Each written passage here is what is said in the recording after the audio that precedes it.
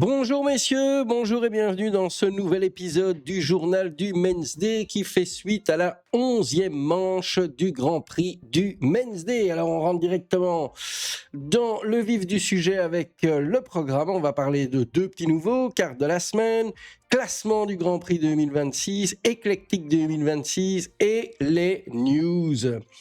Alors, les nouveaux, deux petits nouveaux. Un qui s'était déjà inscrit, mais qui s'était désisté à chaque fois. Et cette fois-ci, il a joué avec, c'est Thomas Marshall. Et un autre nouveau qui a l'air de très très bien jouer, qui nous a rentré un birdie d'ailleurs au 9e trou ici pour sa première participation jeudi le 16 juillet. C'est Philippe Toussaint. Bienvenue messieurs, bienvenue à vous. Alors, on rentre directement pour les cartes de la semaine. Qu'est-ce qu'on a comme carte de la semaine? La meilleure nette? Non, pardon, la meilleure brute.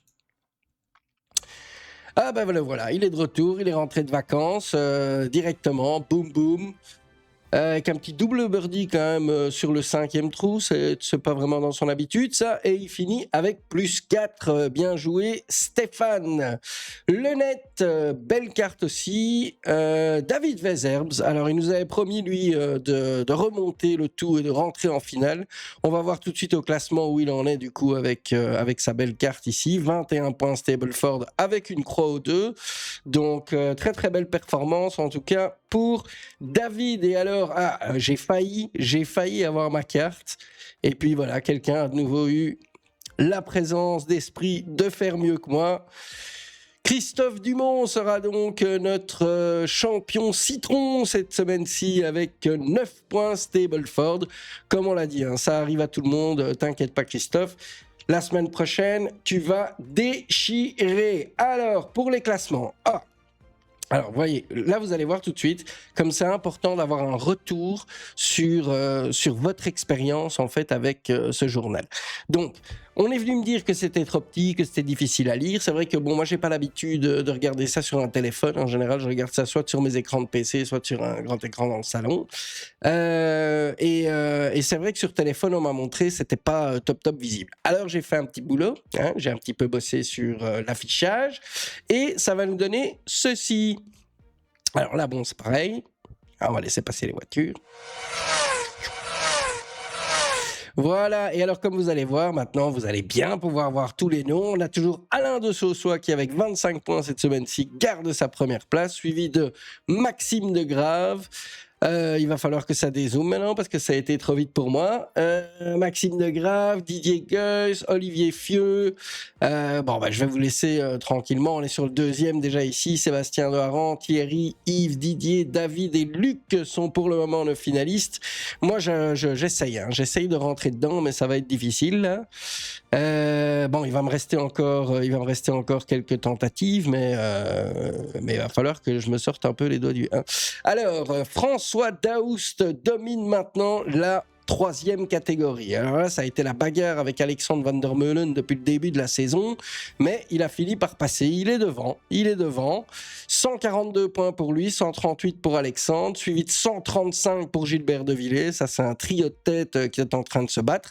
Jean-François Keifas, pas très très loin derrière, 7 points seulement, avec 128 points. Et alors, Luc Waynes, 123 et Lionel de Wassège, 115. Et donc, pour David Weserbs, 2 fois d'affilée, il nous fait quand même, je pense qu'il nous fait 2 fois les 25 points. Ça le met à 50. Alors, du coup, donc, comme vous voyez, en première catégorie, c'est Jean-Bernard de Cocker et Stéphane Delcourt, qui n'est pas en finale, lui, pour le moment, qui sont derrière et qui poussent, qui vont essayer d'aller détrôner quelques finalistes. Pour pouvoir s'y mettre eux-mêmes. Et alors, on a en deuxième catégorie, là, c'est moi qui essaye tant bien que mal de faire un petit peu de points, mais là, cette semaine-ci, encore une fois, 4 points, quoi. 4 points, voilà, quoi. Donc, je suis bien en retard. Et alors, de l'autre côté, c'est Luc Sicard, qui, lui, il a un petit peu plus à rattraper. Moins que David Weserbs, par contre. Mais voilà. Alors, rien n'est joué parce que j'ai compté et il nous reste encore 6 voire 7 manches à jouer. Donc ça fait un maximum de 150 à 175 points encore à faire sur les 6 ou 7 dernières manches qui auront lieu avant la finale.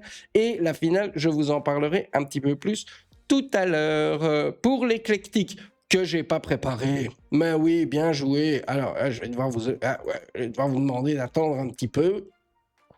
Ah là là là là là là là là là.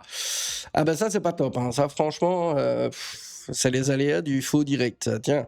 Alors, le voilà, l'éclectique 2026. Il est quand même là. Voilà. Alors on commence avec la première catégorie. Bon ben Stéphane Delcourt, pas en finale, mais là pour le moment toujours bien assis à la première place de l'éclectique en première catégorie.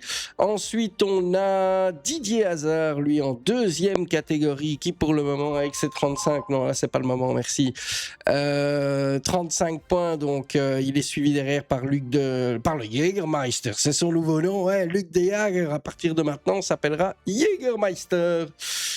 Et en troisième catégorie, nous avons Alexandre Van der Meulen. Donc, il s'est fait doubler au Grand Prix, mais il reste devant à l'éclectique. Bravo à lui. Alors, le suivant, c'est quoi? Ah, on passe aux news.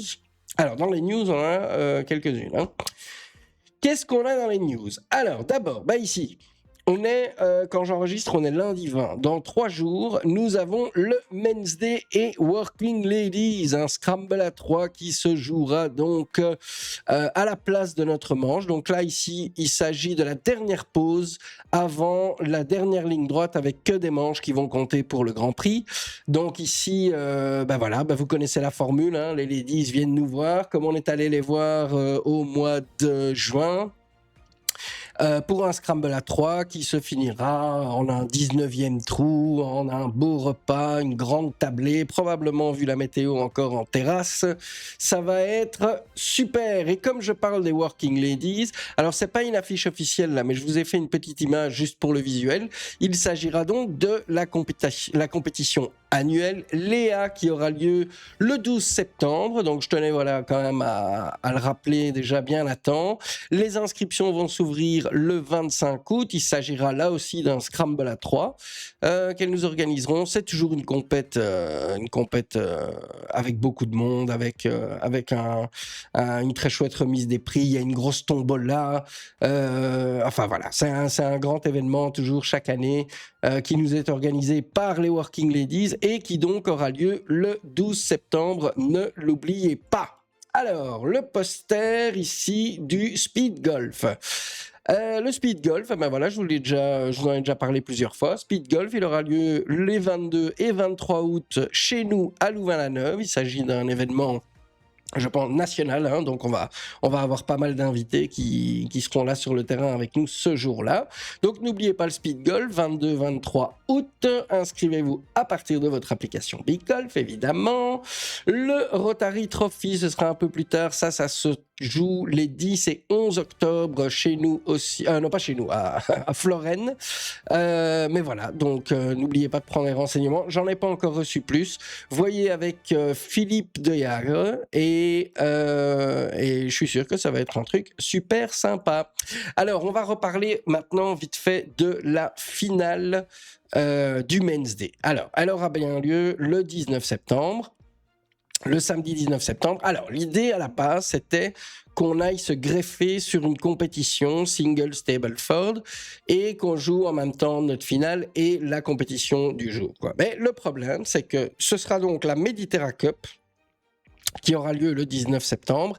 Et contrairement à ce que je pensais, ce ne sera pas un single Stableford, ce sera un scramble à 2.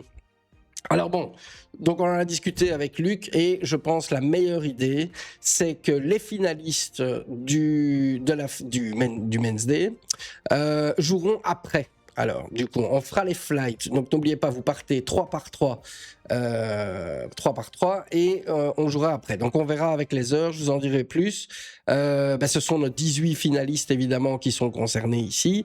On va regarder comment ça se passe. Si vous voulez quand même jouer la compétition du week-end, le Scramble à 2 de Mediterra Cup, il faudra voir pour que vous partiez pas trop tard ou qu'on s'arrange avec les flights, mais normalement les flights sont en fait déjà préfaits dans le sens où les 6e partent et puis les 5e, les 4e, etc. Et donc, je vous ai fait un petit panneau pour les règles de la finale pour le rappeler bien à tout le monde. Alors, 19 septembre, on joue en stroke play cette finale.